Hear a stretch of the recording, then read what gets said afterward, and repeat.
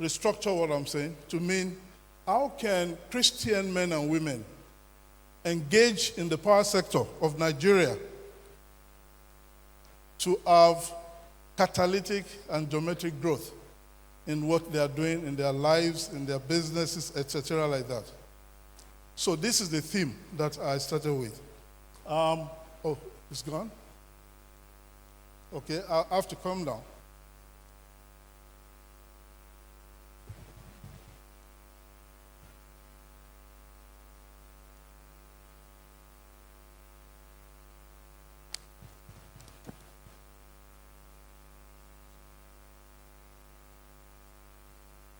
I am sure that all of us listening to me are worried that geometric and synergistic growth in a power sector that is very uncertain and has not been delivering the metrics.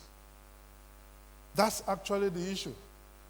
Whenever the federal government of Nigeria, together with the stakeholders, decides to increase price, like they tried to do early this year, there's a lot of noise within the consumer group, rightfully so, about why should you do that when the product we're buying is not adequate, it's not available, it's not reliable. But the truth of the matter is the fact that if Nigeria is going to move on to a 24/7 electricity supply that is required to lead us to economic growth, that is required for individuals and corporate entities to have geometric growth, then there's no way in the world in which we will not pay more for electricity. If we understand that, and it's communicated to us by those who are doing it, who are in charge, in a transparent and respectful manner, I am sure everybody wants 24/7 electricity. When I decided some few years back to join my brother here, Mr. Boladeshom Remokun, in the power sector work, we've been working together for a long time. I was teaching in the United States, and the first thing I had to work on is to get a place where I will be staying whenever I'm around, which is now no more 2 weeks, but sometimes a year, 6 months. I can't be staying with them all the time. I have to think of that. So I decided I needed an abode. I'm telling this story to let you know that it is also possible in Nigeria to have 24/7 electricity, but it costs a lot of money.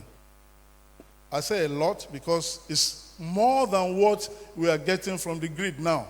So I bought an apartment in Lekki.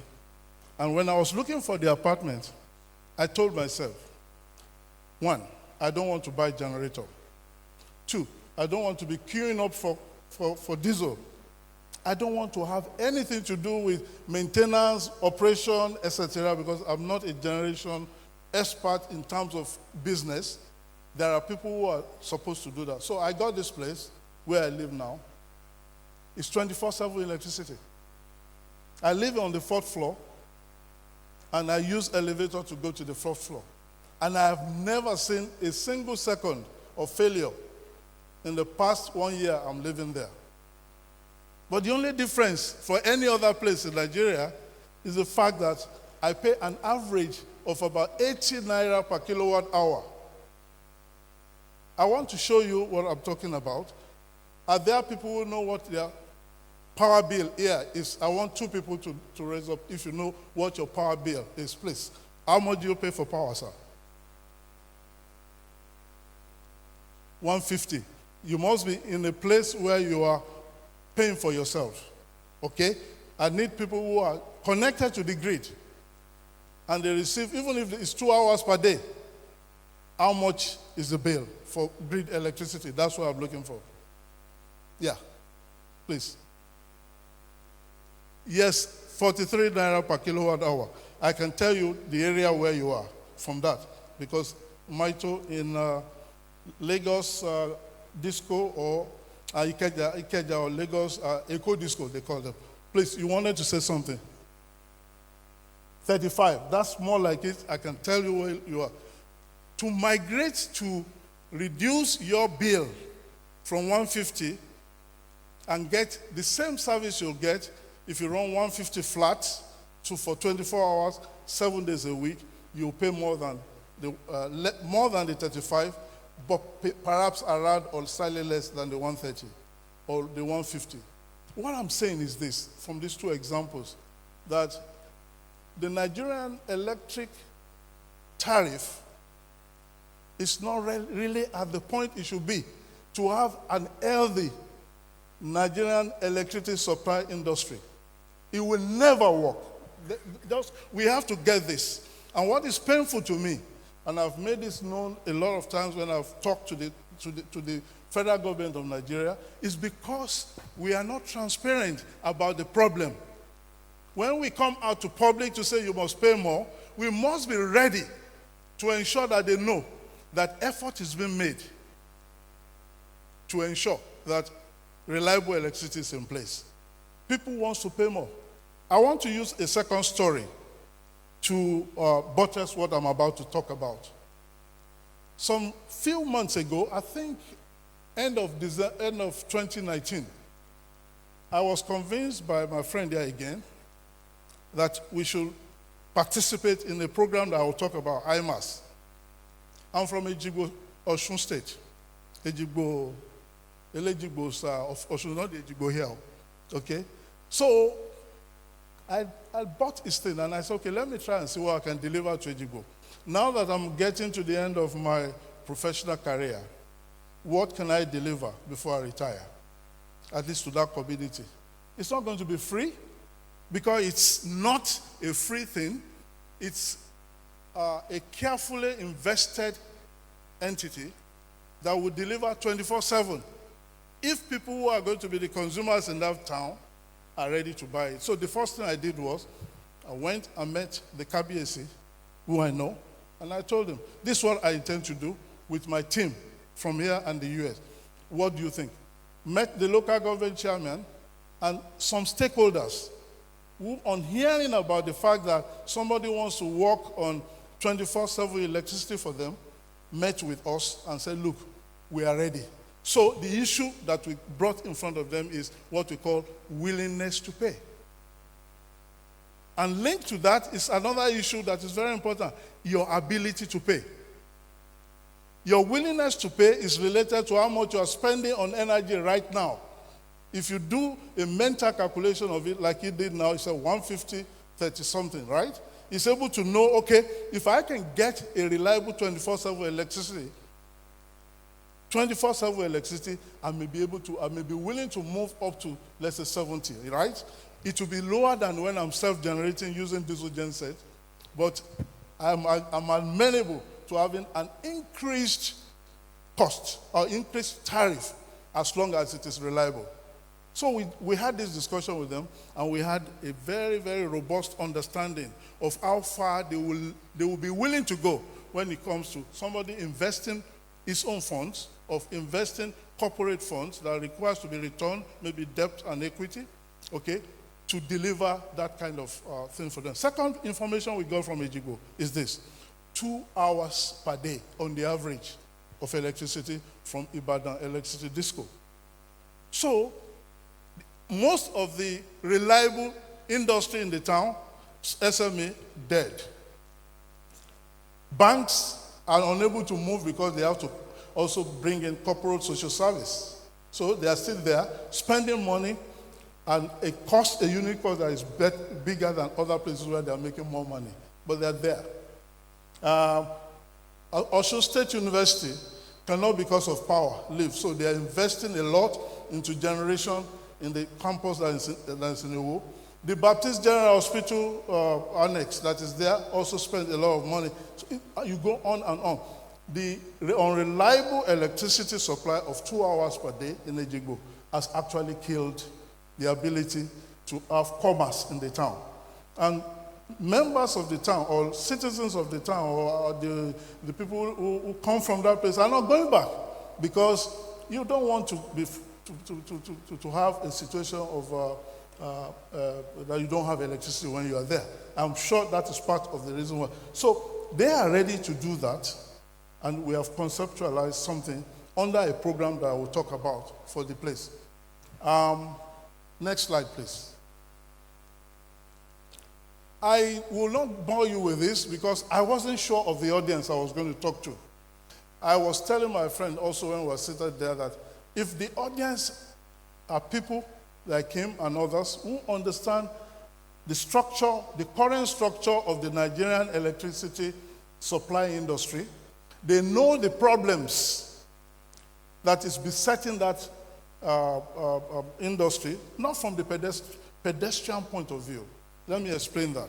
Pedestrian point of view is what a very high percentage of population of Nigeria are used to. It has to do, even kids that are only 2 years old, they have this.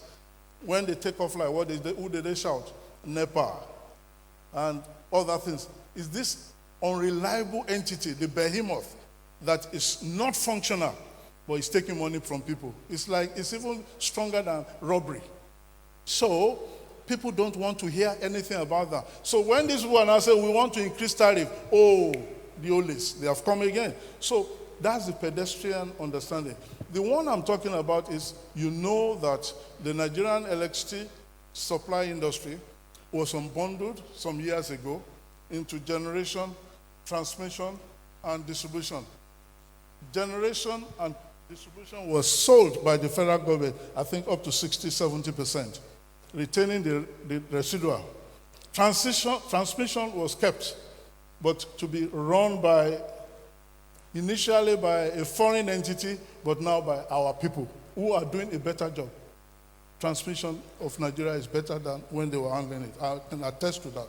So that, and then the problems of the sector itself. Why are we where we are? I will give you some information as we go along on money that has been spent from the public sector from the 2015 to today, to the end of December 2019, and not yielding any fruit. Okay, next slide. Please go to the next slide. Please go back to that slide. There's a point. The next slide. I want to talk a little bit about the peculiar situation of Nigeria. The short versus long-term expectation will always plague whoever is a stakeholder in that sector. Those who are generating electricity and distributing it, they want to make their money back quick. When they took about so many millions of dollars to buy those entities, the board members or even those who did not even pay their own money but use other money want the money back as soon as possible. But the point I want to talk about short-term versus long-term expectation is the fact that technology business is not like that. You will not survive if your technology business is such that you invest and you want the returns quickly. Within 2 years you want to, and then any other thing that is coming in is above the break-even point. No. Technology business, whether it's telephone, telecommunications, energy, you can name it. You will need to wait for a gestation period to ensure that your system is stable and is able to perform before you start to reap the benefit. The first issue I want to raise with you this month is that those who purchased those assets did not do a good job of knowing the fact that it is better for them to use the money they invested in those places to sell cement than to run a power plant. It's neat to want to run a power plant, but you have to wait as an investor for some time. But I don't want to be unfair to them.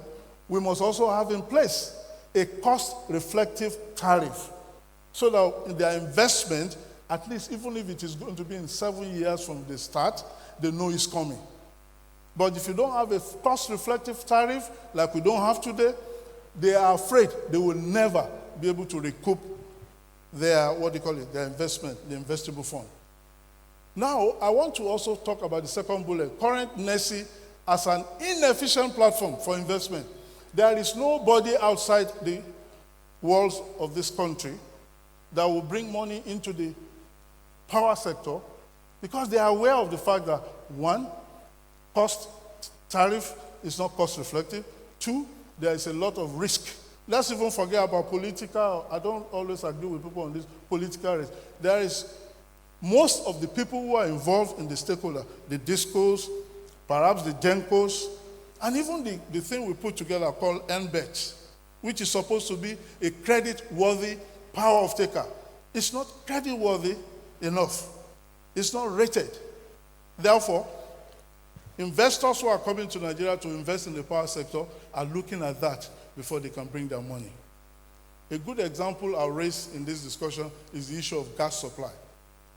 The third thing I want to study, the need to reduce dependence on the public sector for geometric growth of the sector itself. We need to find a way out to do that, and it's happening in other parts of the world. I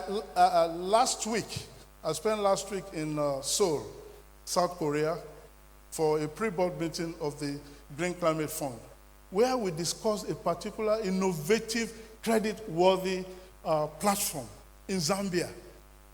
And I was telling my colleagues at that meeting that I have to go and talk to the Minister of Power on this. It's a PPP program that is going to mainstream funds from different parts of the world, including the Zambian government, to create a credit-worthy of-taker in Zambia first and 4 other countries in the SADC, so that investors looking into investment in Zambia, okay, we have AGG, it's credit-worthy, it's rated. If we put $100 million in this enterprise, we are sure that it's an insurance that will get our money back, even if something happens. Without this, nobody will invest in the country. And that's what they are trying to do in Zambia. Zambia is much smaller than Nigeria. I don't think it's as educated in terms of in fact, with the population, it's enough for us to be a leader. But if they are doing it, we can even do it better. Not the way we are doing it now. Grid versus off-grid debacle is another issue that we have to think about. We cannot concentrate on the grid alone because there are off-grid places where they've never seen electricity. They've not had the opportunity of being connected to the grid to enjoy the benefit of the grid. We may not understand it because we're in Lagos. But I want to challenge you to hold that man there and follow him to his mini-grid project in Bamu. It's in Ijebu East local government. I was there. I saw it. A place that had no electricity for decades now have 24/7 solar PV building grid, which was done by Rubitech under the auspices of some grant funding. This is working. It's not a matter that is here. I spoke to the KBAC of the town. He said, that man did wonders in our life. They can worship him if he's not careful because their lives have been changed. More people are coming to the town to set up business. As a matter of fact, people like organizers, they show us some of them, people like welders have left some even big towns to set up in that place. It's only far away from, because you have to travel a long distance. What I'm trying to say is that the off-grid is part of Nigeria. We have to deal with it. I'm happy that the federal government of Nigeria is dealing with that too. I'll come to that later. Energy access, poverty, and need for geometric growth of the economy is also related to what you call geometric growth of individuals. Without the geometric growth of the economy, there's no way you can prosper or thrive in an environment where the economy itself is not good. For us to thrive as individuals, for us to thrive as investors, for us to thrive as corporate entities, the economy must thrive. For the economy to thrive, the power sector, I'm sure you've heard this a lot of times, there's no country in the world that has developed without a sound power sector. We are happy that the vertically integrated monopoly, NEPA, has been unbundled. But we need something, we need to do something, and that is to tweak what we have in place now, to accept what is going on in different parts of the world, which is called the distributed power system philosophy. I'll talk about it. Next slide. I went in this slide to talk about the story of the privatization of the Nigerian economy. Time is not there for us to criticize what we did. And I don't really want to do that because I've gotten to a stage in my life where I want to do less of criticism, but act more into what can I do to make the situation better. Because we spent a lot of energy on throwing blames, political, technical, economic, regulatory. That's not what we want to do here. But when you have this slide, I've just given you key times within the privatization issue and what they did. But the very important thing is that in 2013, on 30th September, the Jonathan administration commenced the privatization process and PHCN. What we know as, there's an acronym they always like, PHCN. Please hold, Power Holding Company, PLC, please like candle, was thrown into oblivion. It did not exist again after that particular something. But one specific thing that happened is this. 6 years after, the Nigerian electricity supply industry has not achieved significant improvement in its performance. This is really mind-boggling for us citizens, and I'm very sure those who are thinking of growing the economy of Nigeria, they're worried about. Next slide. Another important characteristic that I want to quickly run through is electricity access. Access is about how many percentage of the population have access to modern electricity. On the average in Nigeria, only about 45% of Nigerians have access to electricity. Please don't ask me about the quality of that electricity, but they have access. In Ejigbo, 2 hours per day. in the national average, 6 hours per day. There are places that are even worse, but at least they have connection. Connectability is there. Rural access is even lower, 36%. Urban access is much higher. And the typical results of unreliable supply from the grid are large on-site generation, mostly diesel. I'm very sure if we count the number of diesel owners in this room, it will be more than the population, because some people have two. So it's very, very interesting. Nigeria is one of the places in the world that has the highest spending for diesel generators. I'm even wondering why, over years that we've been leading on these metrics in the world, globally, we've not had somebody who even is manufacturing or assembling here. I know there's assembly, but at least since a large percentage of the population relied on it, maybe we'll have done well doing that. A recent World Bank report estimated installed on-site generation capacity in Nigeria is about 17,000 megawatts, even more than available on grid. I took part in this study, and I know that we used a lot of database to establish this, especially import statistics and also installation statistics. It's huge. And in fact, whenever I read the newspaper of Nigeria and I see Jubaili Brothers and others advertise, we're energy experts, we bring light, and I say, oh, if we have a good government, they will be one of the first people to be banned, because they have to move on to do things that is replicable, that is sustainable, not just import of generators. I'm happy that they are trying to do that now under the mini-grid scheme, mini-grid hybrid scheme. That is a better thing. Another World Bank report quoted that the availability of grid average about 6 hours per day. Lower figures are recorded in a recent survey we did in Ejigbo, which I've already mentioned. There's imbalance between available generation capacity, which is only about 7,500, which is only about 12,500 megawatts. People will say, in Nigeria, 12,000 megawatts of installed generation capacity. Yes. Because you remember, let me remind you, President Obasanjo started what is called the NIPP project. Under it, about 10,000 worth of capacity was planned.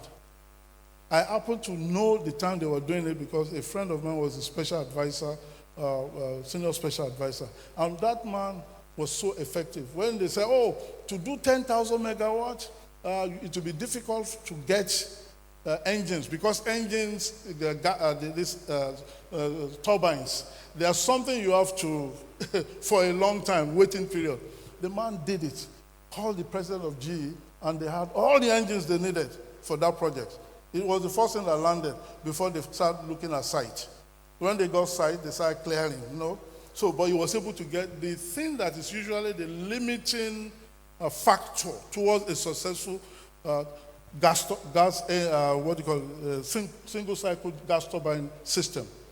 He was able to get it. So it's from that project, when you add it to existing generation, that we are putting the fact that as of the end of 2019, 12,500 megawatts of electricity generating capacity is available in this country. The only problem is that it averaged only about 400 megawatts that year because of things like lack of electricity, lack of off-taking capacity, and so many other things. Only 400 megawatts of that was available that year. The next thing is that transmission capacity by mid-2019 was only about 6,000 megawatts. I know somebody will say, but I read in the paper where the DISCO, their labor association is accusing transmission as the sector that is killing them.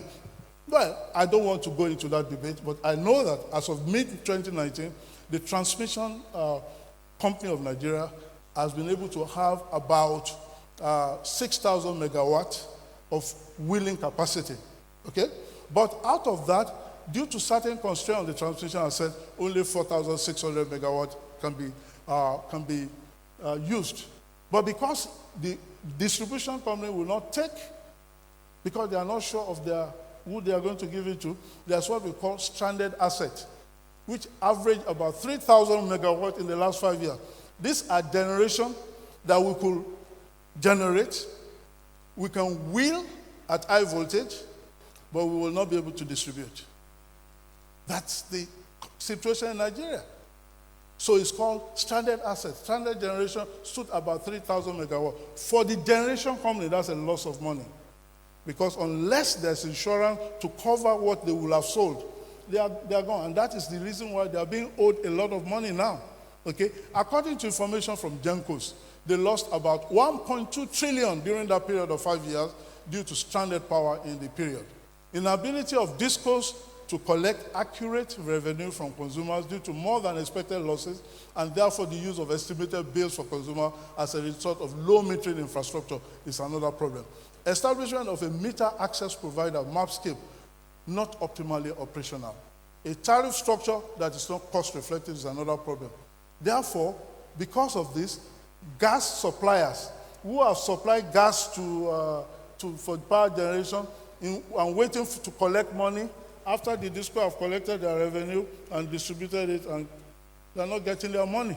So they've gotten to a point now where they are being owed a large sum of money, and you can see them say, okay, Egbe, you will not have gas from us. So these are problems that the system has, and it has affected the financial health of natural gas suppliers or power generation companies negatively. Next one. Next slide, please. Let me quickly summarize this character of the sector. 5 years later, or 6 years later, the privatization program remains unsuccessful. Power supply situation continues to deteriorate. Estimated billing continues, but it's reducing due to the MAP that is slowly and gradually making meters available to consumers. Stakeholders in the sector and relevant government entities trade blames. There's no week you read papers, you don't see that blames. Please, let's concentrate on them. They are fighting a war of what I call being able to succeed. Because somebody must die. That's the truth. It's either the political entities, their term ends, or somebody buys those entities that are not operational now. Something will happen. So you can expect to see a lot of fight going on who is to blame. I'm not interested in that. What is important to me is I did a look at different documents on how much we spent as a nation injected into that sector since we privatized it.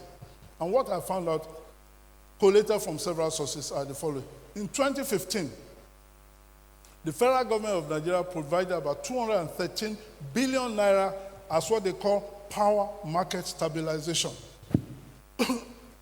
A concessional interest rate. When we say concessional, I work for the Green Climate Fund. Concessional interest rate for money taken from green climate ranges between 0.7% per year, per annum, to 1%. That you cannot, compared to what you get in Nigerian banks here, in the double digits, middle double digits. So this is why a lot of developers want some concessional funds from them to be able to make their project successful. The Nigerian government pumped 213 billion into that particular sector, 2015. In 2016, the FGN created what is called a payment assurance guarantee through the CBN for our bulk off-taker, NBET, Nigerian Bulk Electricity Trader. What does it do? It buys electricity from discos, injects it on the make arrangement to inject it on the transmission line and delivers to discos. And the discos are expected to collect their end revenue, take their own portion, pay Transmission Company of Nigeria, pay other structural parties, and remit the rest so that the GENCOs can be paid. But it's gone. Over years, they have been able to remit only 30% according to information we have. 30%. So, transmission company is not getting enough money. What do you call it? The discos are not getting, and the system is destroyed. So the question is, where is the money going? It's not stolen. It's because they are unable to collect. Because when in the United States of America, if an entity buys off a distribution company like that, the first thing it does is what we call KYC. Know your customers. I happen to have participated in one like that at Baltimore Gas and Electric. The first thing they did was they did a very important enumeration of who is our customers. And they know where you are. They know what you are taking. They know the kind of connection you have, so that there's nothing like, I don't know, okay, send estimated bills to them. Number two, one thing that BGE does is it never goes into people's houses to read meters. No. If you look outside your house sometime, you see a car driving slowly. It's already measuring your consumption and collecting other information that goes to the central archive for analysis of the quality of electricity they're sending them. It's archaic you have those people, they call meter readers, working and say, okay. They will not even get the readings. Sometimes it's false. So that is one thing that is going on there. In 2018, the federal government provided what is 37 billion to private sector operators who are called the meter access scheme providers, just to help them. This is to make sure that they are new entity in the market and they're able to start and go forward. In 2018, the federal government also provided 72 billion to purchase equipment and installation of equipment to help get the about 2,000 to 3,000 megawatts of disco stranded power to get it back on stream. Why is it stranded? It's stranded because they can't deliver. And they can't deliver because their wires have problem. And you need to spend money to get the wires okay to get the electricity to the consumer. I experienced this in Ejigbo when we were trying to design the system.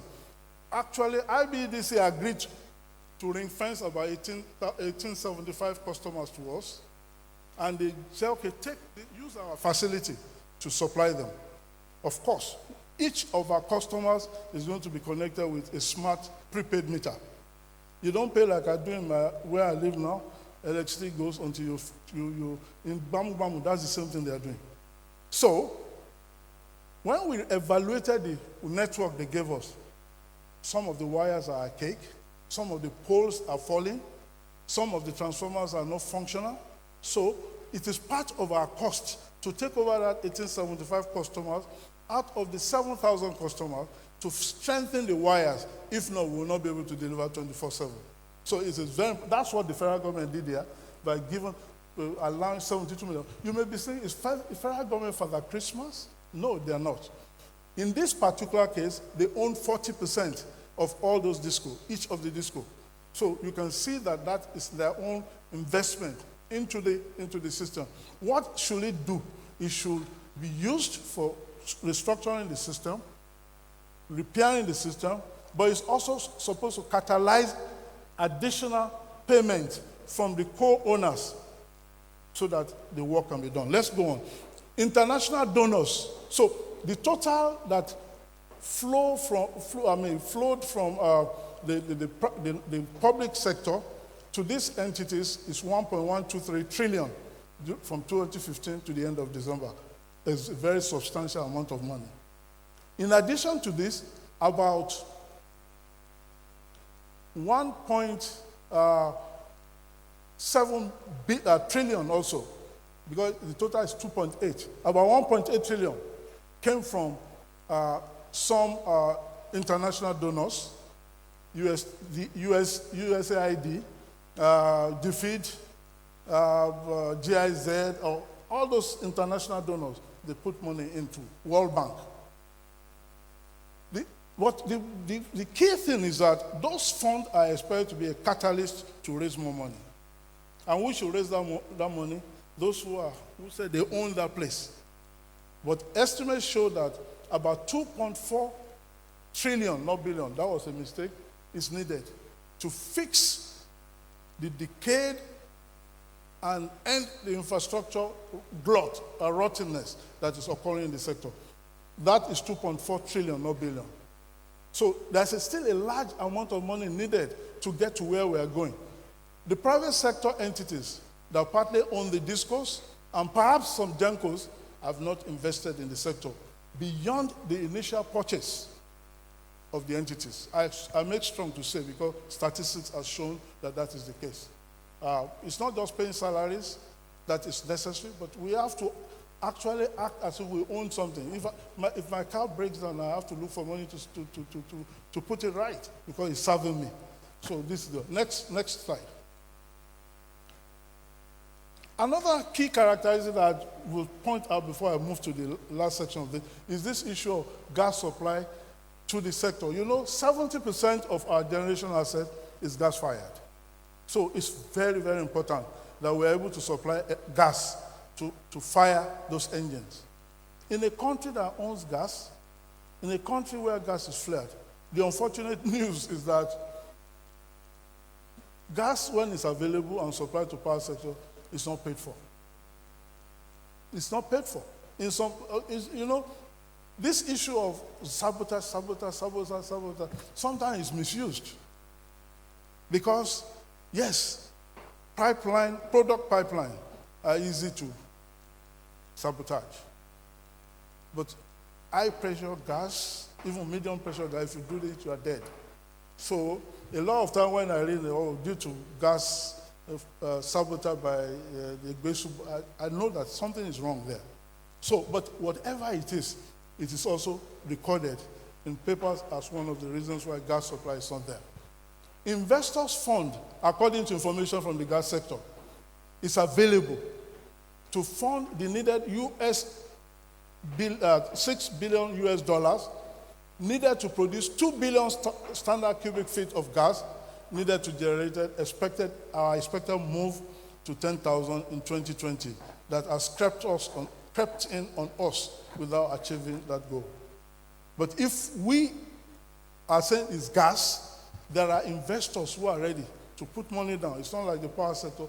But the reason why they feel like the power sector is because they are being owed about 500 million US dollars right now. And I don't think they will put money into supplying gas because they know that tariff is not cost reflective.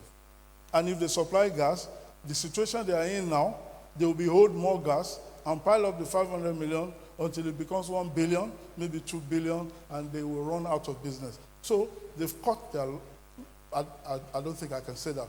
They've cut their loss so far. You are owing us, but we don't want to increase the debt. That is what is happening in that sector. Let's go to the next. We're getting to the end of this. So, what I did here is to actually list existing sector problems, some of which I've pointed out in this particular discussion, but I just quickly mention them. There are two types of problems, in my own opinion, that is plaguing the Nigerian power sector. So one of them is systemic. Systemic in the sense that it is inherent in the system, but you have to take systematic and systems approach to solve the problem. And part of it is what I've listed here, archaic, outdated infrastructure. Like I said, we saw in Ejigbo. We have to change out of 300 poles that we need to supply our customers from the area that is ring-fenced to us. Probably we have to change 250. Most of them are rotten wood poles. So and when you look at, you want to do it right, the price per unit is a lot of money. Some of the transformers have been abandoned for a long time, and we have to step down or step up to be able to give quality electricity to the consumer. So it's a lot of money, but we have to do it to move to the next level. Inadequate systems planning is another thing that I find very, very annoying. Systems planning is about, today, we want to know demand for electricity in the next 5 to 10 years. The reason why this is important is this. You can't just say, oh, wait a minute, I don't have electricity now. Go and plan even the simplest gas turbine. It will take you 6 months to 1 year, from planning to implementation to commissioning. If you are talking of combined cycle, maybe you're talking of 2-3 years. If you are talking of hydro, of course, 6-7 years, and so on and so forth. Nuclear, the same. So what I'm trying to say is that you must know your demand into the future to plan what type of electricity generation asset you put in place. This is not being practiced very well in Nigeria. In 1984, I was very fortunate to be with late engineer Debo and another person from NEPA to attend what they call systems planning course at Brookhaven National Lab or Argonne National Lab.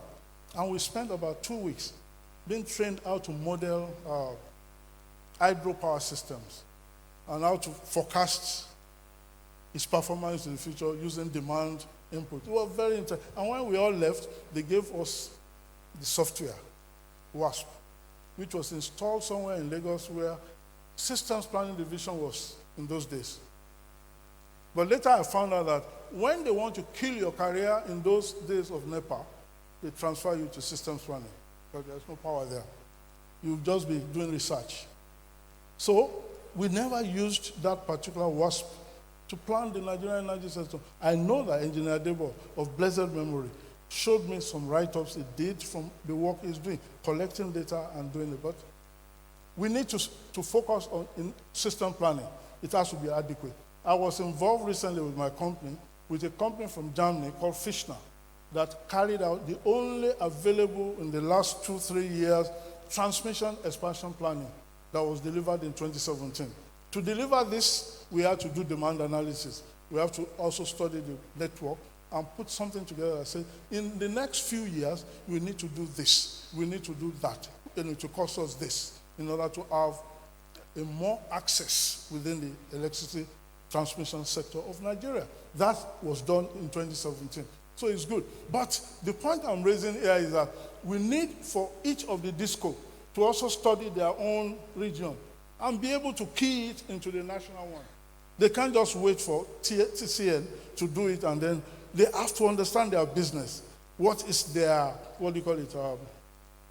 how are they doing? What do they need to do? What kind of investment they will need in the next 5 years, so they can, if they make money, they don't just put everything to the stakeholders, to the shareholder. They say, okay, shareholder, take this, but we need this to do that. That's the way business is planned, or even better. That is very important. Similarly, DISCO, I know TCN is doing it. There's the lack of use of innovative and modern power sector technologies in Nigeria. Thank God, the metering is going on under MAP, but we need smart metering. Smart metering. And you know what? We are always not understanding the intelligence of even the rural area people. They are very intelligent. Even more intelligent than some of us who went to school. I was in Bamu with a German team, and I asked the question from the KBSC, you have talked so beautifully about this Bamu project. Are there some things you don't like? Because we wanted to live there with a balanced view.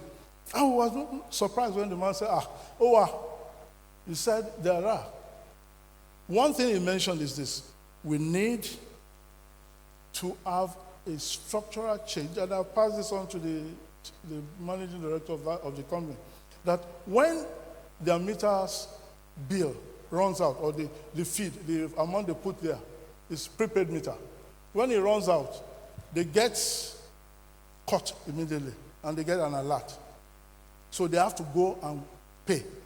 But he said a better way is, let's have an alert, just like we have from our banks, when we are about to finish. And when we put money, send an alert that your money is in. But third and most important, he said, make sure that the electricity comes back immediately. Okay? And I asked my brother, why is it not coming back? He explained it to me very clearly. And that is, the thing they are doing there is also smart, in the sense that there's a tower there, a telecommunication tower. They use it in their system to communicate with the people, etc. And that they need to upgrade that tower. So smartness is not only about the meters, it's about the structure of delivery of the business and managing the business. We have to introduce it in several of these ways. There's a need to increase the penetration of smart metering. Next, application of remote meter reading, like I told. This ROV vehicle just driving in front of my house one day, and it's reading all the meters, collecting information about the system and archiving it in the central position. They don't need to come into my house. So sometimes the thing is on the pole also. So really there are smart technologies that we need to put into place to be able to do this. The endemic ones are many. I won't go through them.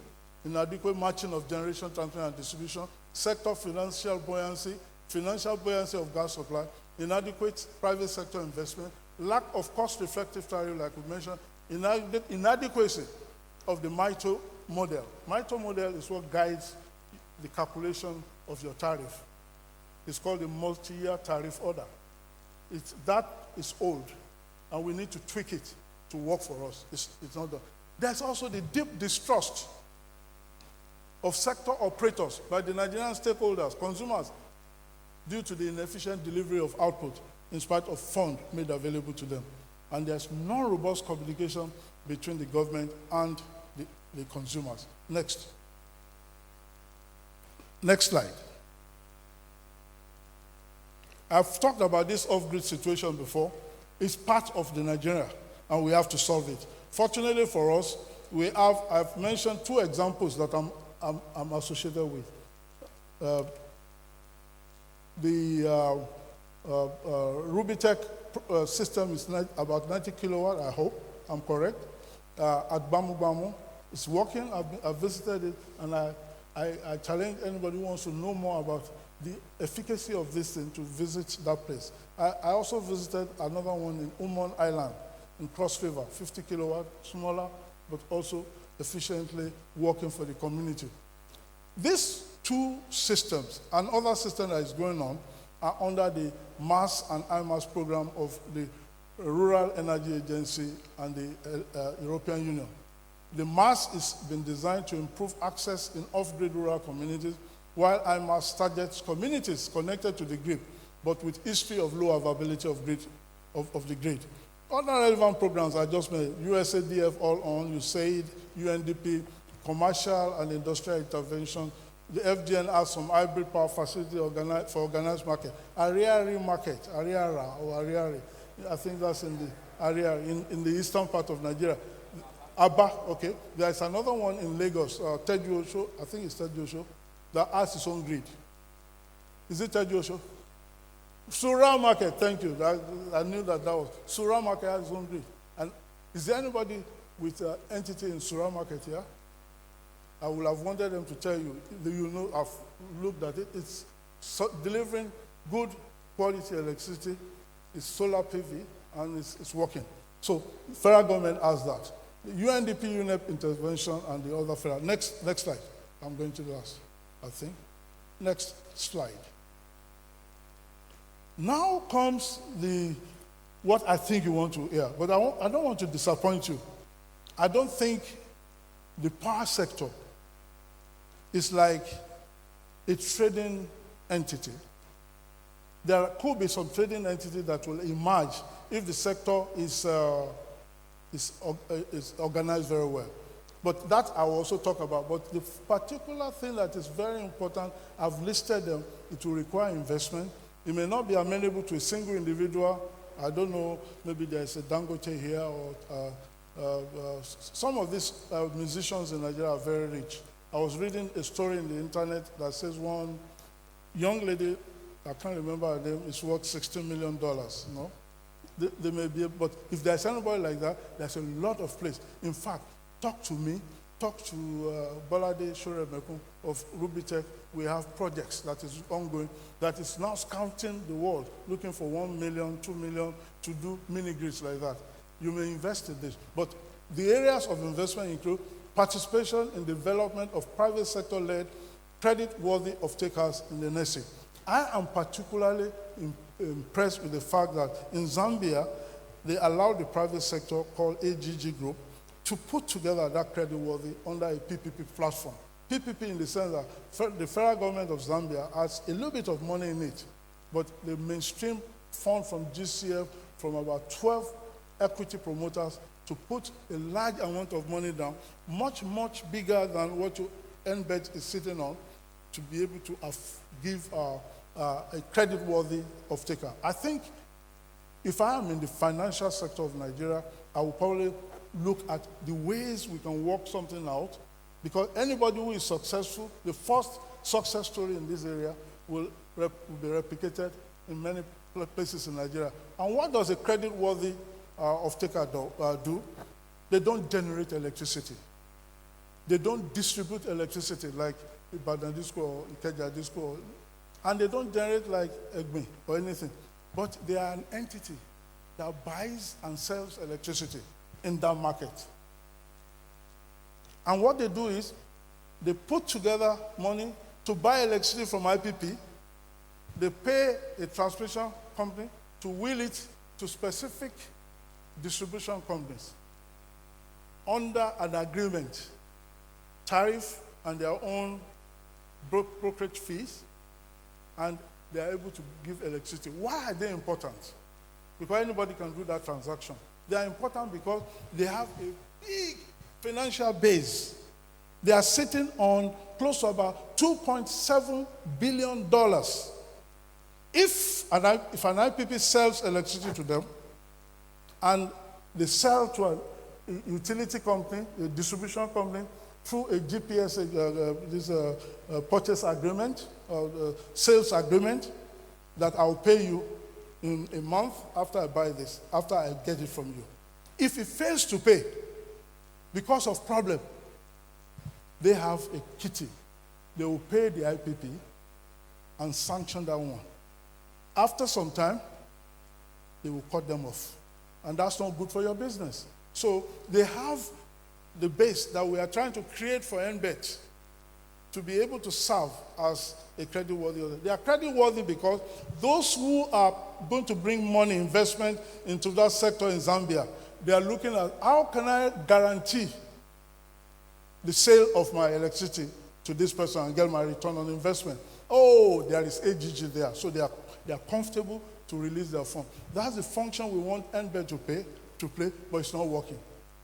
So let's tweak it. And those of you who are in the finance sector, I think it's worth looking at that particular framework and see whether you can collaborate. About 15 entities collaborated in the AGG in Zambia. And once the Zambian one is commissioned next month, they are moving to Zimbabwe, there's another country there, 2 or 3 countries in that area, they will do it in order to have, and they have a very good, if an IPP sells electricity and a distribution company cannot pay, they have a very strong presence in the market to identify other utilities that they will continue to sell to while this one is sanctioned, and they will pay the IPP what he has sold.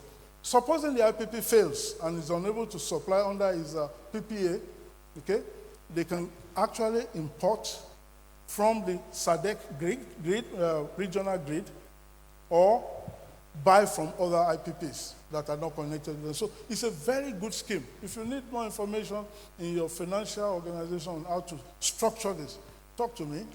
I actually worked on that last week to get it to our board for approval. They're asking from GCF about $100 million of concessional equity. Concessional in the sense that it can be put there without troubling them, but it also helps other investors around the world, knowing fully well that GCF is involved, to also come and put money. So that's one particular area that I find very useful. I am also going to look at it for other things and for other people. The other one is investment in mini and microgrids in Nigeria.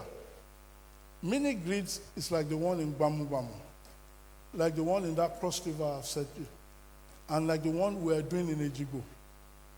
One can be for an off-grid location, and it can be for the on-grid location where you work with the DISCO that owns the area where you want to operate, and you reach an agreement. Somebody asked a very good question recently when I was discussing it. What's your exit strategy as a company? And I said, yeah, I was waiting for that question because what he's saying is this. Supposing in Ejigo, grid power improves, and the DISCO is able to supply those 8,875, what will you do? Two things will happen. We sell that asset to the DISCO or to another IPP, who will now, instead of being connected to the individual end users, will inject at injection point so instead of, we will have about 1,875 contracts. You will have one contract supplied to the DISCO, who it doesn't care what it does with it. That's one exit strategy. The second exit strategy is for the DISCO, knowing fully well that you've served for that period of time, to ask you to expand, to get more electricity from that system, okay, but serve as an embedded generator within their system. So the exit strategy are clear. It's clear because we know what it will do. It's not a very easy negotiation, but we are ready for it. When we get there, I don't want to look at what is going to happen into too far future, because the grid of Nigeria may not improve as fast as we are thinking. So our business is safe. So he asked that question, and I'm sure Bolade is also thinking about exit strategy in that way. Now, distribution and eventual manufacturing of smart meters under the MAP system. Honestly, I know the MAP system is in place. I know the way we do things in Nigeria, we do this shortlisting, and it's a closed door something. But I think it's still, we don't have enough MAP meter access providers in Nigeria. So it could be another area people can look at. Such mini and micro grids that I was talking about should target increasing use of renewable electricity systems where available. Solar, wind, small hydro, biomass. We are working on a project now in Bayelsa that will use both SHP, small hydro plant of run of the river, with a solar PV to supply electricity to a community. These are unique things that we have to do. Not only are we helping the community not to be, to satisfy the global climate change, we are also making money. We will also be making money, clean money for the system. Provision of also included provision of new business ideas in the sector, and I listed some of them. Metering services support for Nigerian electric supply. I expect that if things are working well, the distribution company will actually employ organizations to help them in metering. Not that they provide meters but to actually manage their metering system. I think this will come up. Number two is consultancy at various levels: engineering, management, accountancy, commercial, etc., to ensure that the system is running effectively. Number three is the use of drones for power line and other sector infrastructure monitoring. In Nigeria, in many parts of the world, drones are flying and taking pictures of the distribution and transmission asset, even the generation asset, to look at so that they can review the picture and then plan maintenance. I'm working with a group in Hong Kong that is trying to do that in Nigeria, to use drones to support maintenance of assets, especially outside assets. The first client that we are hoping that we'll get is the Dangote refinery, because we are talking to them, where we can fly our drones to record structural integrity of their columns and write reports on a 6-monthly basis for them to tell them that you need to take action here before the problem comes. That's another business possibility. Distribution of pre- and prepaid meters, recharge cards for discos in the nation. This is another business. Banks have taken over that, but I'm sure by the time it becomes, this country is big. There is available space for people in that particular. Consultancy services for know your customer functions of discos is another possibility. Capacity expansion in planning consulting is another one that it will be available. I want to end by letting you know that these opportunities will be available at individual and corporate levels. You just have to work it out, design the system. I cannot put granularity in what I'm telling you here because they are case-by-case basis. But what I've tried to do is tell you what is wrong with the system, what we should be doing, and these are lists, but not a complete list of opportunities that exist in that sector that can lead you to geometric growth in your life. Next slide. Thank you so much.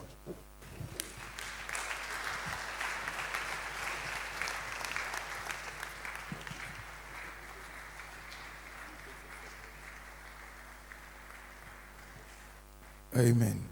Can we just give another round of applause to our professor? That was good. That was good. Now, we have come to the question and answer session. So if you have any question, or even if you have a contribution towards what our professor just enumerated, please come up with it. We'd like you to tell us your name, what you do, and in fact, you can ask the question. Amen. So, yes, I have hands, yes. Okay. What we'll do is we'll take it from here, and we go to this aisle, then the next aisle. Amen. Can I think somebody was having, no, maybe we can take three or from each, from this aisle. Yes. Can we have a spare mic, please? Okay, ask your question while we wait for.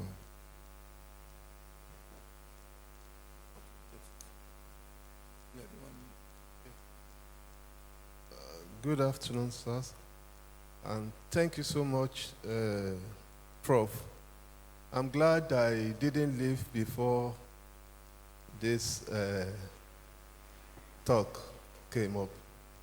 My name is Olaniyan, Engineer Marcus Olaniyan.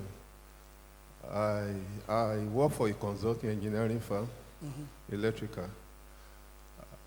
You have enumerated the problem of the electricity supply. Yeah. My particular question is the problem with the discos. The customer seems to have lost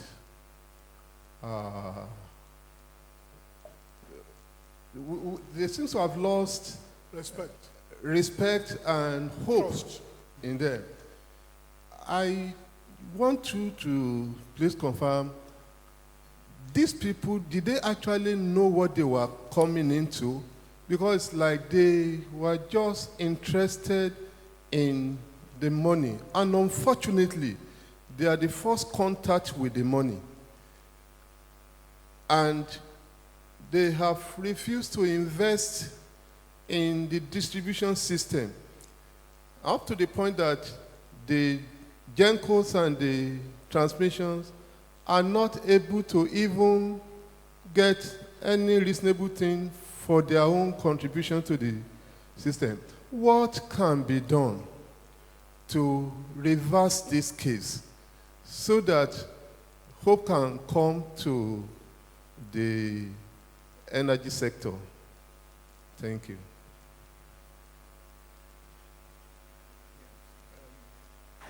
Thank you very much. We'd like to have more questions, so Prof can answer them.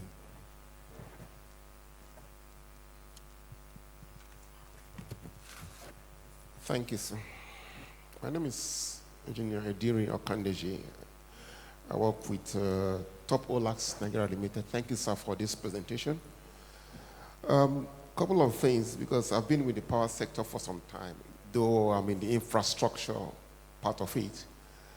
I'm looking at the potentials for growth. That's where I'm coming from. Because as I speak, I'm trying to partner with some couple of folks from the Netherlands who are trying to do these mini grids like you mentioned. But why are we not looking at the urban centers? Because I know there are so much funds available in the rural or the REA, so to speak. Is there funds available for us in the urban centers? Because as I speak, in the next 1 or 2 weeks, I want to do a small test run in a mini estate in Apapa, where we could see how to stabilize power to those facilities or to those properties.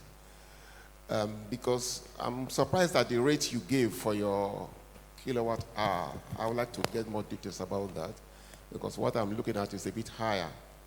So I would like to get that and get our contact of your friend too as well, so that we could talk more together and see where we could get things working. And again, like you said, the exit, I'm worried about the exit.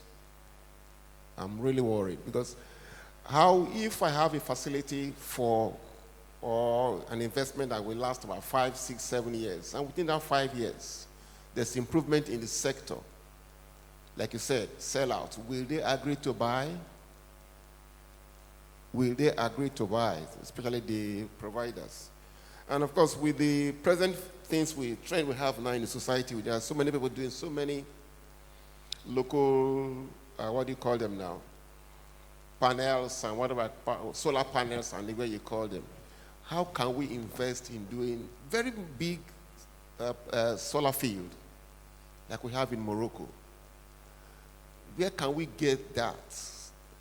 Because I know you have a lot of contacts. Where can we get that thing so that we're able to partner and say, this is available, this area is available, there is that much sunlight, or there is that much wind energy, there is whatever. Where do we see these things as a potential for growth? Thank you, sir.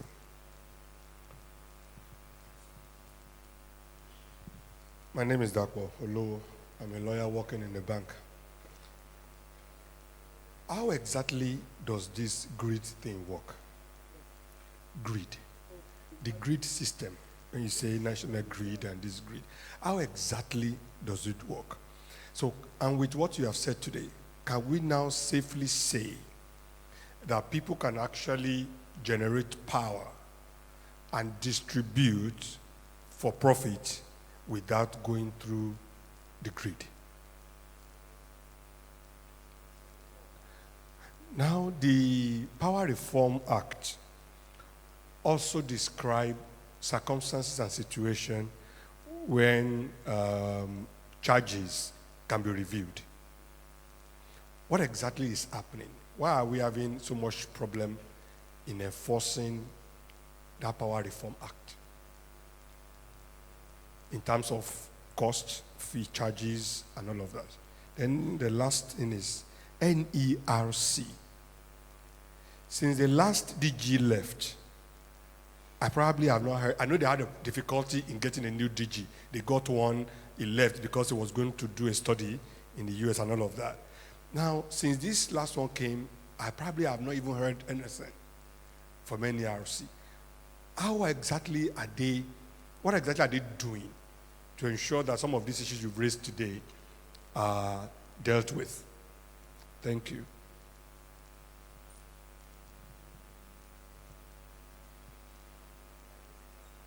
Sorry, we might not be able to take everything. I think with these 3 questions, I think are okay. So, but again, I want to implore that please go straight to the point. Don't take too much time so we can accommodate others as well. Thank you very much. Thank you. I have 3 questions. Unfortunately, I didn't write down the questionnaires, the names, but I'm sure you know yourself. The first one is disco as a weak link. What can we do? Yes, the discos are the weak link, the weakest link in the grid. The grid is made up of generation, transmission, distribution, and I want to add end-use supplies, which is the distribution. These are 3 main components of the grid must work in tandem. But when one is weak, the others will be affected, as we have illustrated in this discussion. So the question is, what can we do to get, I like the word geometric growth or geometric health into that particular power sector of Nigeria? I think there's a lot of overing above of politics. This has to be decoupled, and those who will do it should do it. You said, did these people do they care to look at what they are buying before they bought it? I'm lucky to say that I participated as an technical advisory group to 2 interested buyers of one interested buyer for the distribution company, the second interested person for the generation company. Both of our clients, our advice is don't buy, and they did not. I want to answer that question of whether they were prepared before they buy by illustrating to you what made us to advise these entities that well known, don't buy. They sent us to Nigeria to evaluate the sector, especially the assets they were interested in. They were interested in Eco Disco, they were interested in Ibadan Disco, and one other disco I can't remember. Another person was interested in Egbe, and I think someplace in the south. What we found out is this: for the distribution, if you buy it, you can make money, but you will need to add to your initial price close to about 1.2 of what you valued the asset existing to bring it to international best practice to be able to, because you have to reinforce their wires, change, like I said in Ejigo, change poles, do this, do that. Then another group within our group studied what I call security of your investment in the Nigerian market, and came out with the fact that the unfortunate thing is that if you spend the base amount, you may not even recoup it, not to talk of 2.2 times that base amount. So most investors don't want to hear that. So they actually took our advice not to buy.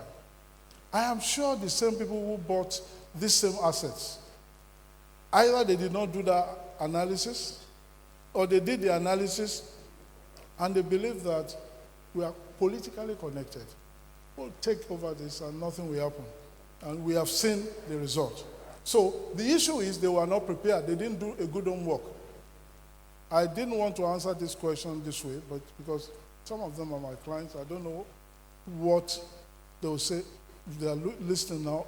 Is the fact that many of the buyers, I won't name names, at least to protect myself, actually relied on their political sagacity to take over some of these assets. Some of the funds they used in purchase of these assets were not actually personal money. They were money from banks, and you notice during the last collapse of banks, some bank went under because they exposed themselves to unnecessary articles that were caused by, by what they lent to some of them that they were unable to recoup. Some were very good in the place where they work, that they can have access to a large sum of money to pay down and be successful. So, and the last but not the least is that Many of them are not like that our client that wanted to buy, who has about 35 years of utility investment in not only in the US, but about 10 other countries in Asia and Caribbean, and just wanted to use this as a platform to come to Nigeria, a populous country. Based on our population, without doing an analysis, you say buy, because the population is there. But when you look at the infrastructure, the ability to pay, etc., if you will buy, we said don't buy, but if you will buy, do the following. It is that following that they did not do, or they did not want to do, that made them to change that. But I don't want to say that every time this works. That kind of strategy works.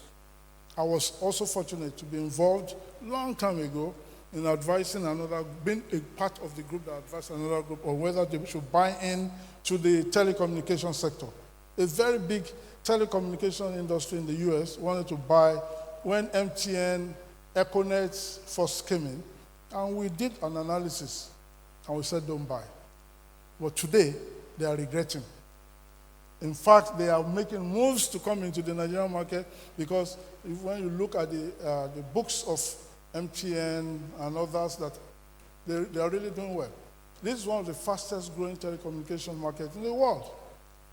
So, I'm not saying of course we know we are not God. God is the only person that can advise people of what to do. But from what we see, the thing is that as men, we see only up to here. Our Lord sees beyond, and therefore he can advise them. But from the business point of view, people do what we have said. So, with what is coming out of what has happened, I don't think they did a good job. Number 2, opportunities for activities in urban sectors is the second question. Honestly, there are opportunities that can be made. Even in the one I discussed, the IMAS is for you to define a place that is connected to the grids. For example, in Ejigbo, I don't know how many people have been to Ejigbo, Osun State. It's not a small town. It's a large, medium-sized town. It has close to about 10,000 customers. So it's, and I'm talking of connections. That's a large number, and it's a sizable amount. So if I take Lagos, for example, this area, if you can prove that the number of hours of grid electricity, please correct me, Bolade, if you can prove that the number of hours of grid electricity in this area is only about maybe 2-3 hours, 4 hours a day, you can actually make an argument for a mini grid, solar PV mini grid hybrid here. And if you are able to look for money to fund it, it will work. There are other, grants that are available in the market listed. If you talk to them, maybe they may be interested. I think the way to go into the future is that this area will have its own mini grid, made up of solar PV, where there's wind, good wind speed, where there is rivers like in the Bayelsa, you can have it, and it supplies it. That has not stopped you to have electricity from the grid. It buttresses it. And all the mini grids that we're talking about will be interconnected, so that when they're having problems, they can share. When the grid is having problems, they can also. Do you know that during the time when you had that snow blizzard in New York City, some few years ago, that they got the first time that the electricity was knocked out, the grid electricity was knocked out. Only few places had electricity. Those were mini grids. And these mini grids were connected to the grid in New York. So I think with the weaknesses we saw in our main grid, we should be looking at our mini grid at that level too. Exit strategy is very important. I will not be worried about it. As long as the disco in that area has agreed that you should do what you are doing. Before you do it, the contractual document will talk about, if you live in, we have to talk about exit strategies. It's part of the business. If you go into, in fact, you will not be able, for example, if you decide now to build a solar PV, okay, I will want my colleague, but if you want to build a solar PV in this place, and you don't get the, approval of the disco that's in charge of this area, once they see you, they will stop you. They have the power, because this place belongs to them, according to the law. But anywhere you see it being done, you have sat down with them, told them this is what I want to do, and they have agreed. Let somebody who is also very experienced in this business talk to you. Thank you very much. NERC has a law concerning mini grids, because part of the thing you should look at is what if the disco comes? Because the discos have been given long-term licenses for different parts of the country, okay? But NERC does not want to affect the development of mini grids, because discos are not doing as well as they want to do. So there is a law that says that if you have developed a mini grid and your disco now decide to expand to your mini grid, they have to pay you the value of the mini grid. They have to pay you off. Now, let me go back a little bit. If you get license from NERC, okay? If you get a license, then they have to pay you for the full amount of that mini grid that you invested in.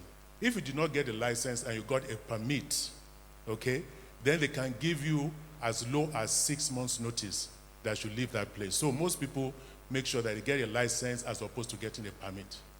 But the reality is that all over the country, you can get a permit and you can be comfortable for many years. The discos do not have the money to invest in mini grids. They're still battling with the urban areas.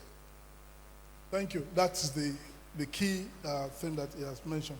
Let me just end the third one, and then we can go to. Yes, there's a question from the same person. How can we get investment for big solar farms? Where can we see this kind of grant funding? Honestly, the case of large solar farms in Nigeria is a pathetic one.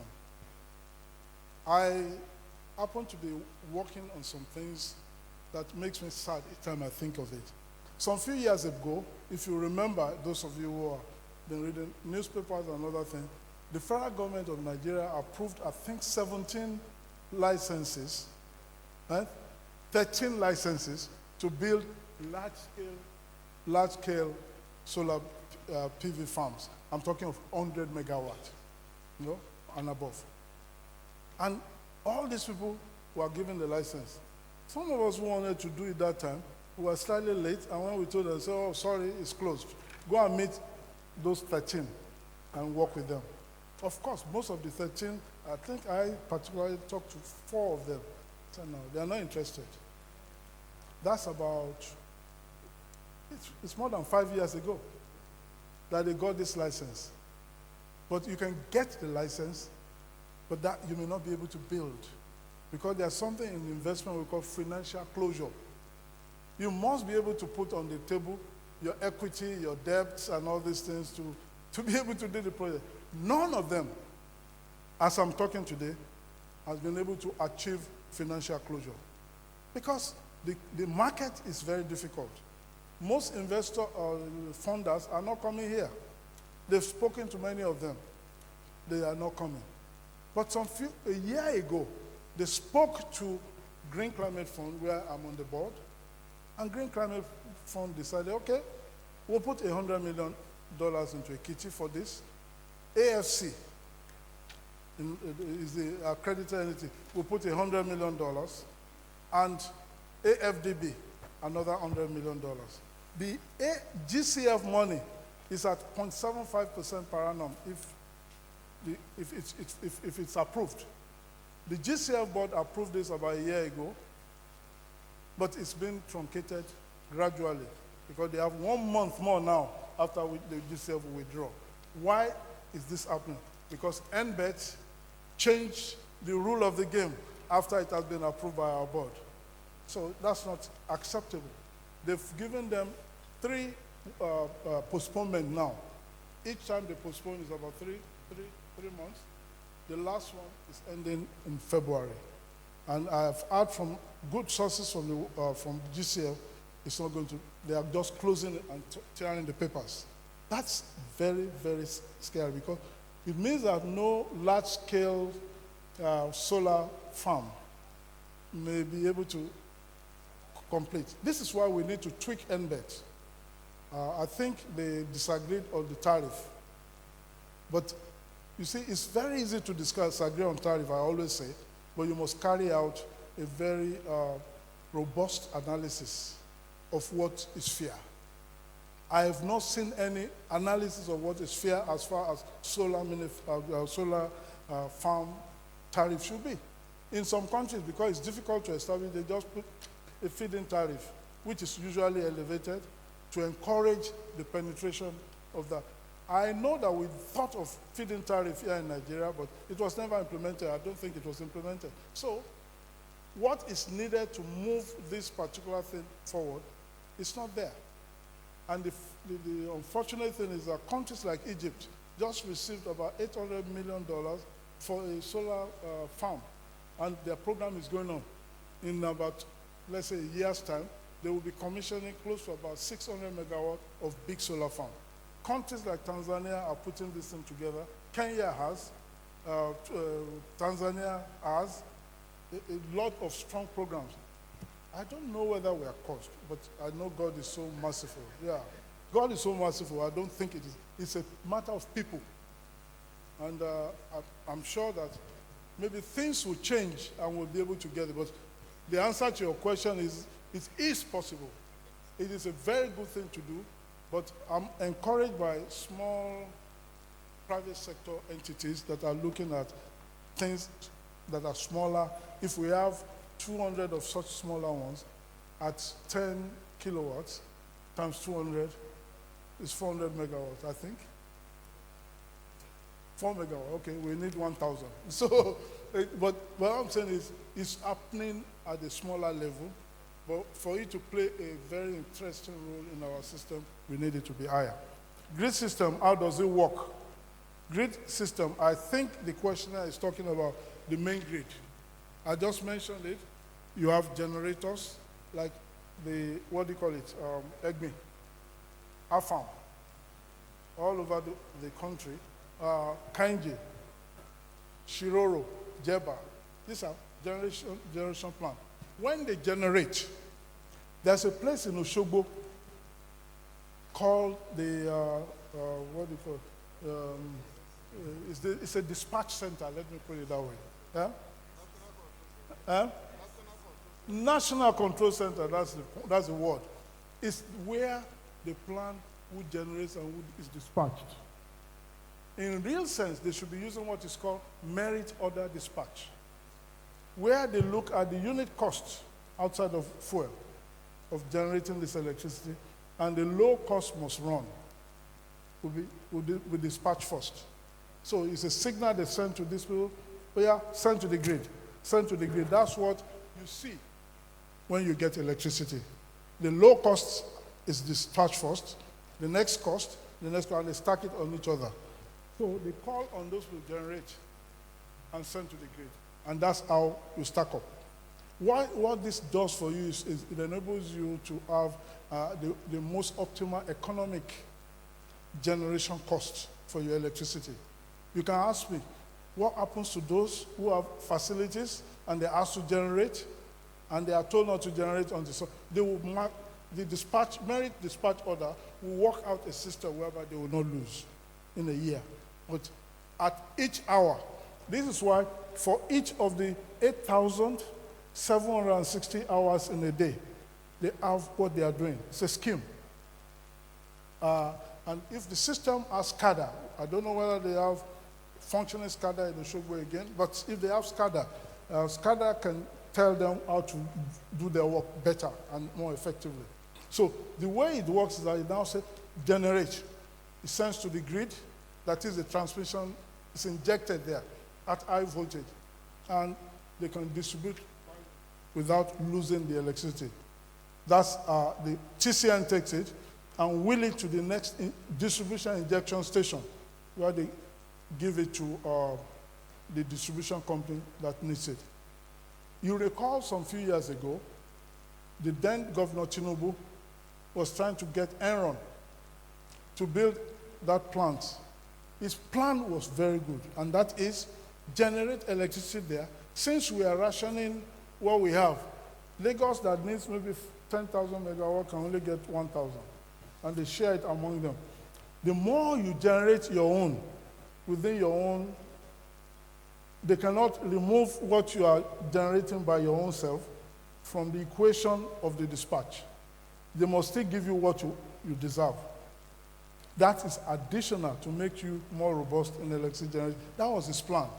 And he will pay the transmission company what is called a wheeling charge, agreed wheeling charge, to wheel that electricity not into the national grid alone, but to Lagos. But politically, it was killed, but it was a good idea. And this idea will come up more because people, when they build plants like that, they may want to build it to in other countries of the world. You can build a plant in Lagos and supply, the refinery in Warri. You have a contract with them. But you need to have a back-to-back contract with the transmission company of Nigeria, which says that I'll give you this power at this injection point. Please wheel it straight to the Warri refinery. They will do it for a price. Same thing in gas. It happens that way. So the grid system works like that. It dispatches on a merit order basis its stacked electricity, use the transmission line to take it to the distribution before it gets to consumers. Can people generate and distribute without the grid? Yes, but you have to get a license, just like you said. You know, the Nigerian regulatory framework has been changed. I think below 10 megawatts. Below 10 megawatts or below 1 megawatt, you don't need a license. But above 1 megawatt, you have to get a license. So it's always better. Even below 1 megawatt that I'm doing Ejigo. Ejigo size about 750 kilowatts. I'm going to get a license. Because when I have a license, you can't change the rules. And I'll be going to you and said, sorry, sir, don't do this to me. No. But once I have a license, if you come, I'll shoot you. That's the one. So they will run. So that is very, very important. It is very important to obey the law and do it right. Review of tariff on MITO is very, very important. Okay, MITO, when it was formed, the plan was that I think every other year to be reviewed. Every 5 years it will be changed to reflect escalation in prices, inflation, foreign exchange. But a lot of political consideration has always cut over, whereby the government in power, because it's not really palatable, especially when it's close to election, to allow rate increase. They say, no, don't do your work, MITO, NERC. And NERC will not do it. So a lot of that particular rule has been thwarted as a result of obeying the rule of the game. Let me put it that way. On the NREDC question, their head is not a DG, is a chairman of the commission. You're right. A colleague of ours who works as a professor in MIT was given the job. But he canvassed around many of us who know what kind of job. You must know this guy. I think he graduated from GCI. He teaches at MIT in Cambridge, Massachusetts. He was the first chip to be and it was written. Oh, I know. He did a very, very deep asking question around. You know Adewale. You know he will not survive this in this environment. So I think many of us told him, you know what? You are one of the best electrical engineers that I've known, even in his work. So he will have made a difference, but I don't think he will survive. A lot of people told him that, so he withdrew he said he wasn't interested. And another person was picked about 6 months later, Professor Momo of Howard University in Washington, D.C., and he took the job. But it took him 1 year for the Senate and our political system to endorse him. I think he got to one point when Muhammad said, no, because to leave his job at Howard, he got a leave of absence for first year. He got an extension for another year. I'm sure by the third year they will have said, look, resign or retire. So fortunately, about 6-7 months ago, they ratified his appointment after waiting 1 year, about 1 year. So it's not there. You don't hear from him because, number one, Muhammad is quiet. He's not he's good also. He's doing his job. He likes to do his job under. But those you've known in the past, oh yeah, flamboyant, and they talk in the paper all the time. So I won't think his silence means no, it's not working. It's working. But the other thing I wanted to say is that I'm very sure because of age, it's close to retirement. So why use Akinwande or will have been better because it's younger. You said it's your classmate. I thought it's younger. Okay, maybe we'll talk about that later. So I think younger people should be employed to do this. The chairman and CEO of that particular group, NERC, now is Professor Momo from Edo State. Okay, sir. Thank you very much, sir. Yes, clap if you want to clap. Amen. Thank you so much. But we might not be able to take more questions, but we would like to give just one more opportunity. But before you speak, what I could also gather here is that first, there's a challenge in the area of funding. There's an area that we also have challenges. A lot of people don't have the information. And also, there's the area of how do you arrange everything. Now, I also happen, because I also put structures together to raise funding for this capital-intensive project. And one of the things from my experience is that when you put the asset manager on the side, the technical manager is not also competent. We don't find them.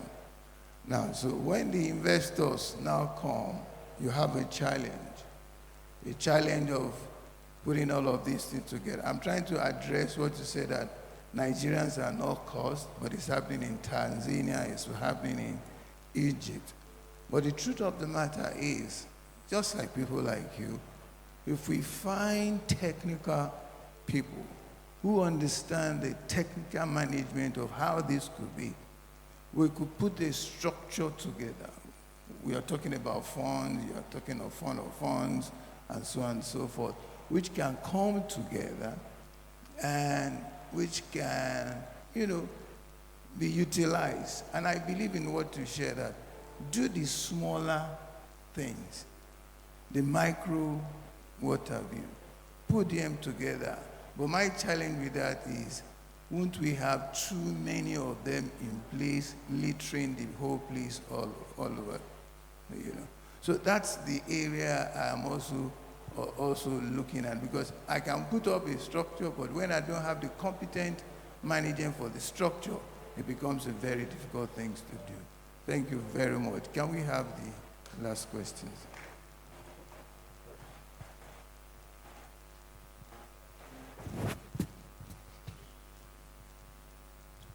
Thank you very much, Prof. My name is Engineer Folusho Oyeshiku. And I want to say that I'm a power sector person, and I was one of the DISCO CEOs that handed over to the investors in 2013. Ibadan DISCO, to be precise. From what you have said, is on this Ejigbo scheme you are talking about. For me, the issue of tariff vis-a-vis affordability is a major challenge to customers' response to paying their bills. You have mentioned about it in your beautiful presentation, and I'm beginning to wonder about Ejigbo. Because I remember that Ejigbo is one of the service centers under Ede Business Unit. And like you said, 2 hours, I can't dispute that because the network is very bad. And it has remained so. Now, for that 1,875 customers we are talking about, that's a really mini grid. And replicating that in the country for regular power supply, to me, is a big challenge.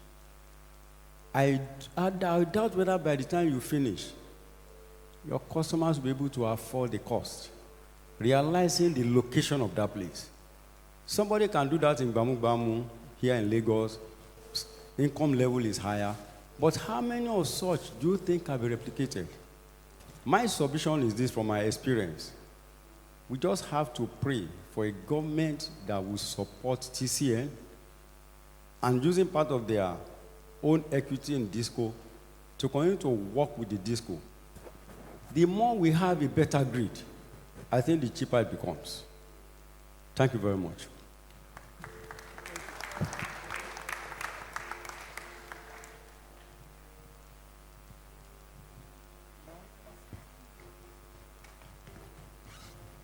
Sorry, we might not be able to because we are so. Is it? Oh, you want to answer him? Oh, okay. I thought maybe somebody wanted to ask a question. Okay, let's our guy answer them. Then we have one person, please. Thank you. I just wanted to say something you said about our ability to pay. And we tend to be quite, how shall I say, we're very wrong about thinking that rural people cannot pay. And it's urban people that are a problem. In Bamu, for example, if I tell you what the tariff is, you'll be surprised. And they are very happy to pay it. And that's because where are they coming from? Look at where they're coming from. They're coming from petrol generators, diesel generators, candles. Levelized cost of energy is somewhere in the region of 300, 350 naira per kilowatt hour. Okay? Now, we now give them electricity 24/7 with a meter distribution line that comes straight into their house as if they're in an urban area. And we ask them to pay 150, 175 naira per kilowatt hour. An urban person will not accept it, but for them, they embrace it. So it's a very, very wrong thing to think that they cannot afford it. You have to look at where they're coming from. And that's what we find. It's easier to put these investments in rural areas than to put in urban areas. If, for example, we want to do an interconnected mini-grid in an urban area using the DISCO's distribution line, you are likely going to get more challenges, more problems with that. We are looking at a project in Shaki, for example. Shaki people get something like 3 hours a day. In fact, somebody told me they get 3 hours a day every 2 or 3 days. So that is their condition there. Now I go in there and I say, okay, I'm going to give you electricity 24/7, and you're going to pay 3 or 4 times what you're paying to DISCO. Will they accept it or not? They are ready to embrace it.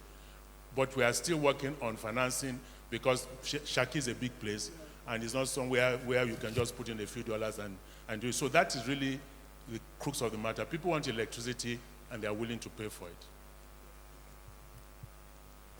Can I answer this? Yes, sir. No. Okay. Let me take the engineer's question first. Thank you for that answer. I want to just add to what he said. Honestly, yes, I recognize and acknowledge your past, contribution to the economy of Nigeria. I always say something. The place with the best electrical engineers in Nigeria is NEPA. I know a lot of them.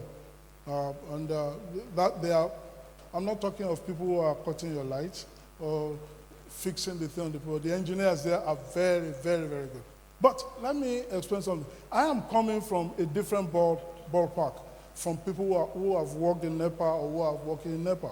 I'm coming from a point when I got involved in this project that I had exposure in how it was done outside this country, where you have to give electricity to a group of people that did not have good access or have no access at all.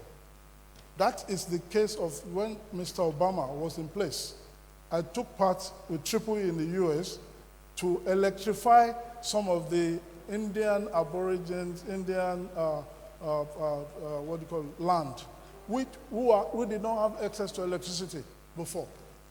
And what we did in that group that time, helped me to understand that it is possible.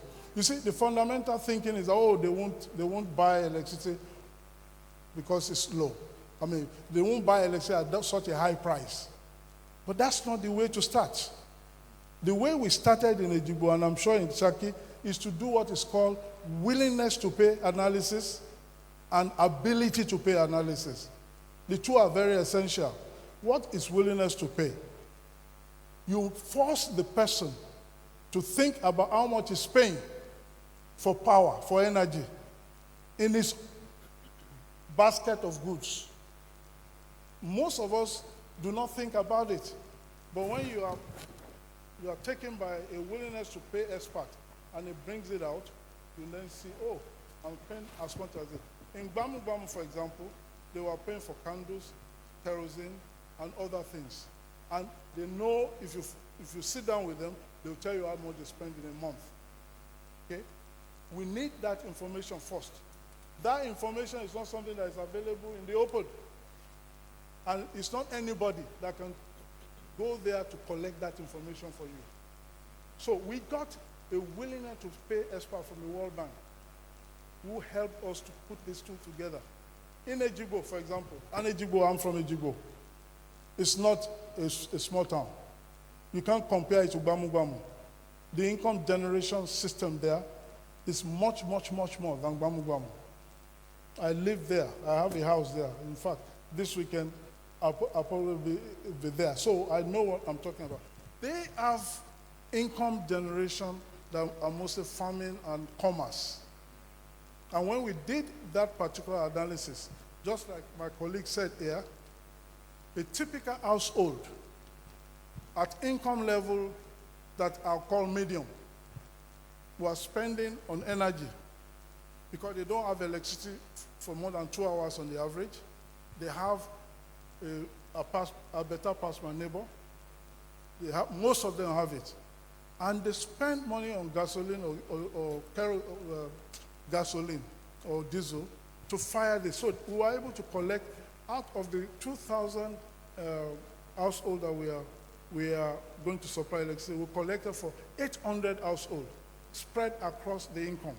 And we were able to establish the fact that they were spending for what electricity will replace in their life, about something in the neighborhood of 500 naira per equivalent energy kilowatt hour. And we discussed with them, when this system is in place, we'll be able to supply you at this range, which is much lower than what they're spending. And we did what is called stakeholders meeting, town meeting, where we invited women, men, farmers, and other things in the town. It took us about 4 weeks of meeting, and we presented to them. And they wrote letters. Now, the stage we are now in is constant call from their leaders, asking, when is this thing going to come? So we are working on it. Another thing we are doing, because it's not theoretical, it is reality. In the LASCAN project we did, they identify what is called existing anchor loads. And they also identify anchor loads that they can invite into the community to increase the demand for electricity in the household. We are doing the same here now.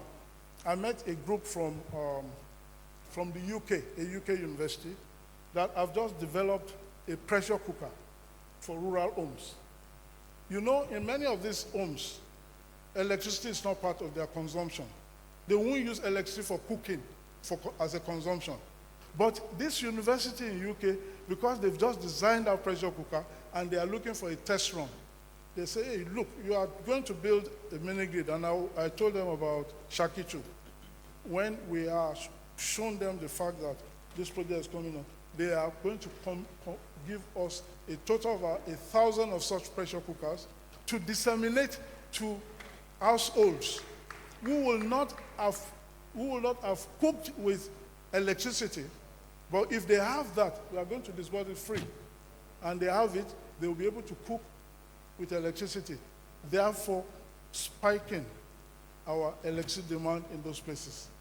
Another thing we are doing to ensure that it's affordable is to invite anchor loads into that community. I went to a meeting last week, early this week, with a colleague who has a rice mill not too far away from Ijibo. A rice mill. They have a rice farm, they husk the rice, polish it on site there. But they're having problem with electricity in Initial because it's the same local government area. So now he has decided he's not removing his farm, but his rice processing system, he's moving it to Ijibo once the mini grid is. That's another anchor load. The third thing we are doing, which is very, very important to me, is not all the residential are not going to pay the same rate. We are going to do what is called a composite tariff for them, where some of the anchor loads will subsidize the lower income residential and will flatten what it is. Some will pay more than what is our average 150 or 160 naira per kilowatt hour. Some will pay lower, mostly single phase household, and some will pay more. So, sir, what we are doing is a test run of what the discourse existing now should be doing. They are not doing it because they are used to a particular way of thinking. We are bringing into the metrics now a change thinking out of the box, and it will work. And God will give us long life to have a discussion on this in about 10 years' time. By God's grace, you'll see that. I want to come back to my concept because you raised a very interesting point. When you are putting together a scheme, yes, you can put together a good financial scheme, but you need a technical person to be there. That is where I think the problem is. Most of the financial originators I've met, they put the scheme together, but the technical aspect comes later. That's not the way it's done. We need to, we spoke to some young guys just a week ago in your office. Okay? They approached him. They want to build a small hydro power, small hydro solar hybrid, somewhere in Bayelsa. And he said, go and meet Professor Dayo for the engineering design of the SHP.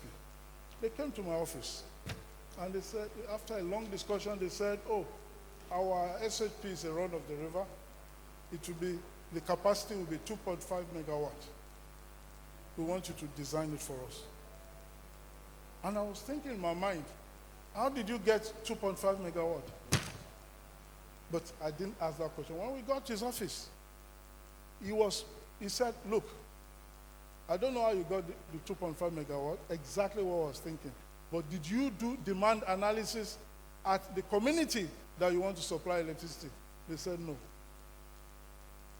Because they are financial originators. They were even talking of all the financial feasibility analysis. They have an IRR without actually knowing the demand. So he said that's not the way it's done.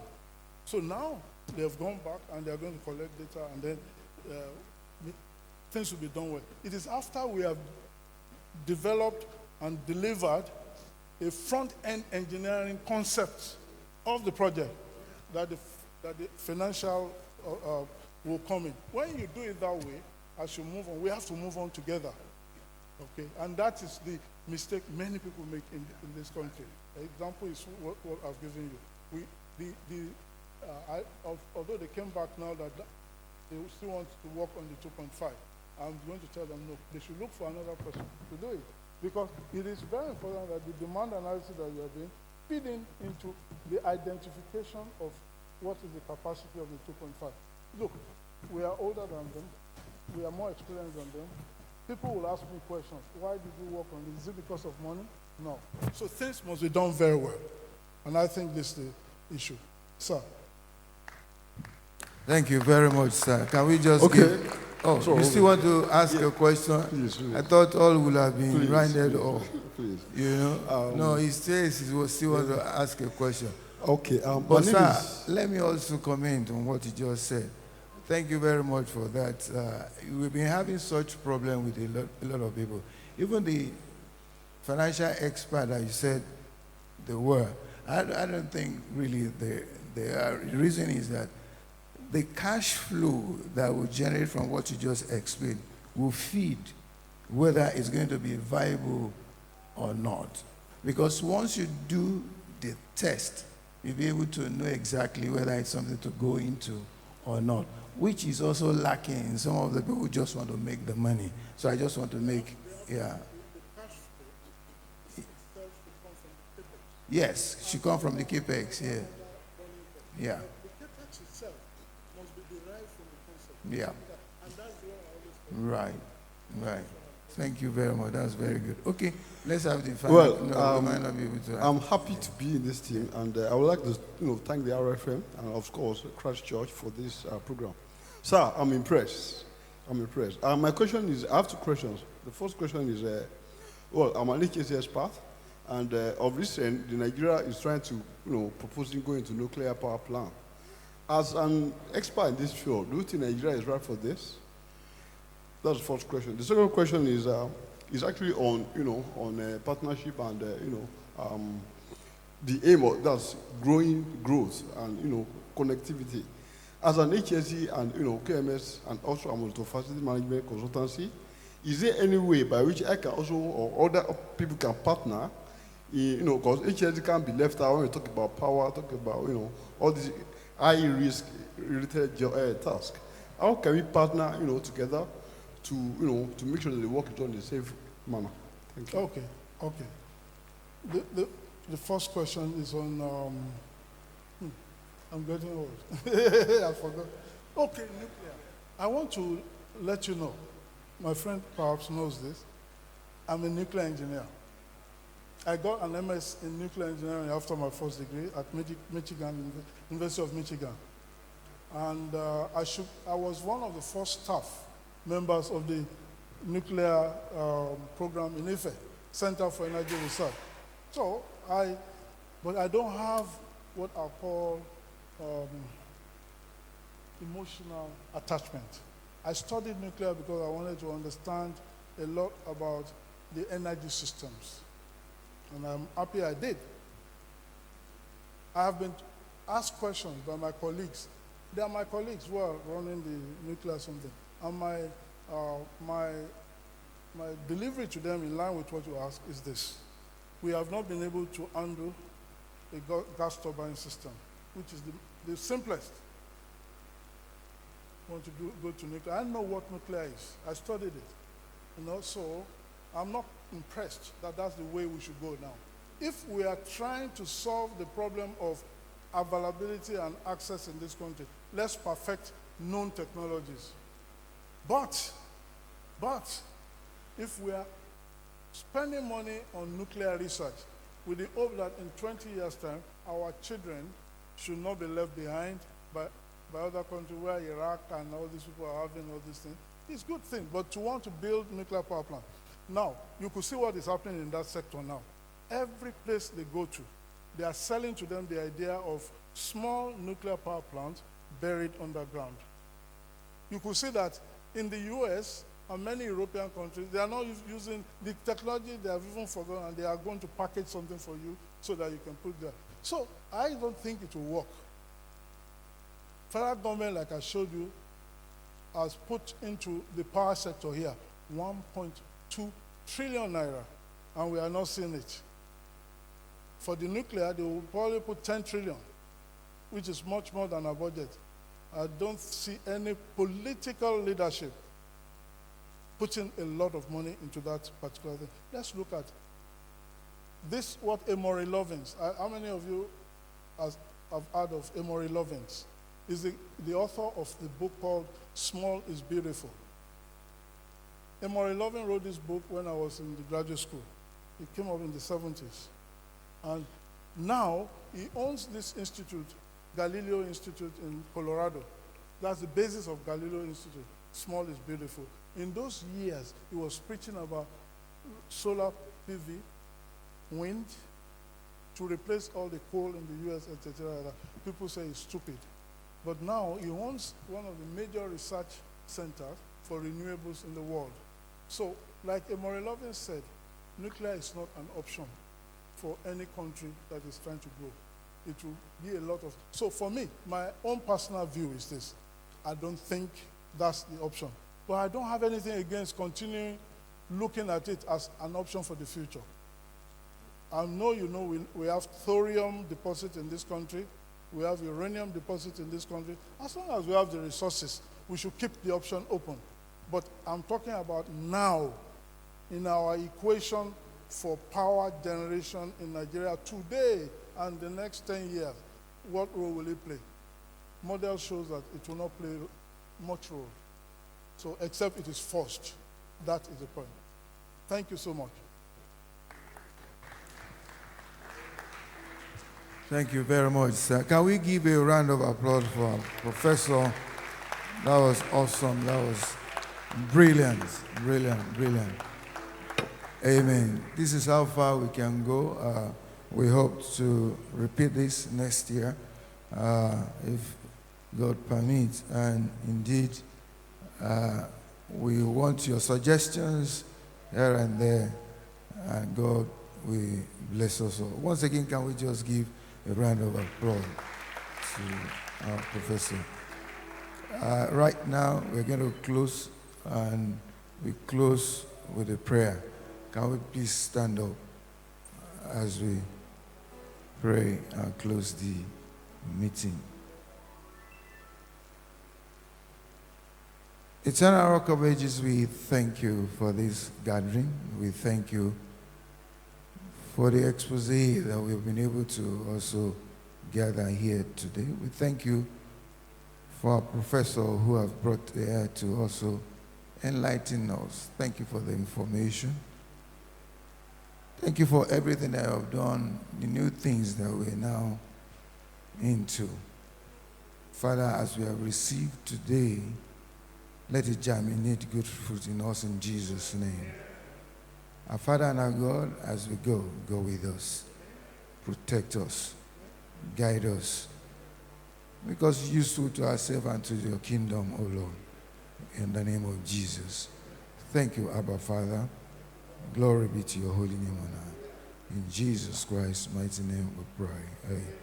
And the grace of our Lord Jesus Christ, the love of God, and the sweet fellowship of the Holy Spirit be with us now and forevermore. Amen. Surely God's goodness and mercy shall follow us all the days of our lives, and we shall dwell in the house of the Lord forever and ever. Amen. Thank you very much, everybody. Thank you. Thank you.